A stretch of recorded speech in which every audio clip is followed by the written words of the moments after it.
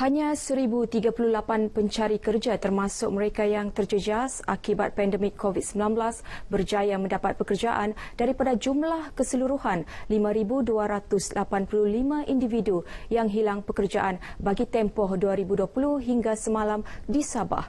Jumlah itu berdasarkan laporan yang diterima Pertubuhan Keselamatan Sosial Perkeso. Menurut Ketua Eksekutif Perkeso, Datuk Seri Dr. Mohamed Azman Datuk Aziz Mohamed berkata, jumlah itu masih rendah jika dibandingkan dengan jumlah peluang pekerjaan yang disediakan, iaitu sebanyak 14,357 menerusi My Future Jobs. Malah jumlah pencari kerja yang berdaftar menerusi portal itu juga masih rendah, iaitu 12,949 pencari kerja.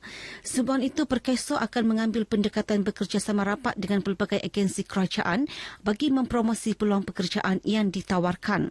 Sebenarnya memang publicity itu ada, tapi ramai yang perlu kita masuk. Mungkin kita kena banyak engagement dengan pejabat-pejabat adun untuk kita menyampaikan melalui adun kepada pencari-pencari kerja ini. Sebab itu banyak sekarang kita adakan engagement di peringkat luar bandar.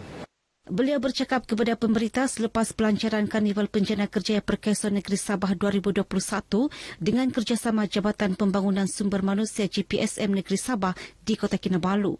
Pelancaran disempurnakan Menteri Sains, Teknologi dan Inovasi Datuk Yaakob Han. Antara peluang pekerjaan yang ditawarkan termasuk jurutera, pegawai pemasaran digital, pembangun web, pembantu IT, pembantu audit, juruteknik, pekerja am dan penyelia dan buruh penternakan. Sementara itu, hampir 2,000 peluang pekerjaan dalam pelbagai sektor ditawarkan oleh 27 majikan yang mengambil bahagian dalam Karnival Penjana Kerjaya Perkeso Negeri Sabah 2021. Karnival sehari itu merupakan yang pertama dan terbesar bagi Sabah tahun ini.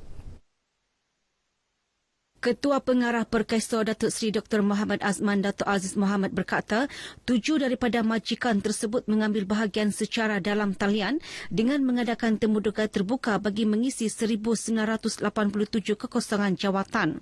Peluang kepada rakyat negeri Sabah ataupun pekerja-pekerja di negeri Sabah untuk memastikan bahawa proses pengambilan pegawai dagang perlulah melalui satu sistem ataupun perlulah melalui portal My Future Job. Dengan proses ini, kita dapat pasti ataupun dapat kita melihat ataupun kita mengutamakan rakyat Sabah. Beliau berkata demikian kepada pemberita RTM selepas mengadakan kunjungan hormat terhadap Ketua Menteri Sabah, Datuk Seri Panglima Haji Jinor. Menurut Datuk Seri Dr. Mohamed Azman, majikan yang menggaji pekerja menerusi karnival berkenaan berpeluang menerima pelbagai insentif pengambilan pekerja di bawah Penjana Kerjaya yang turut ditawarkan untuk program Malaysianisation.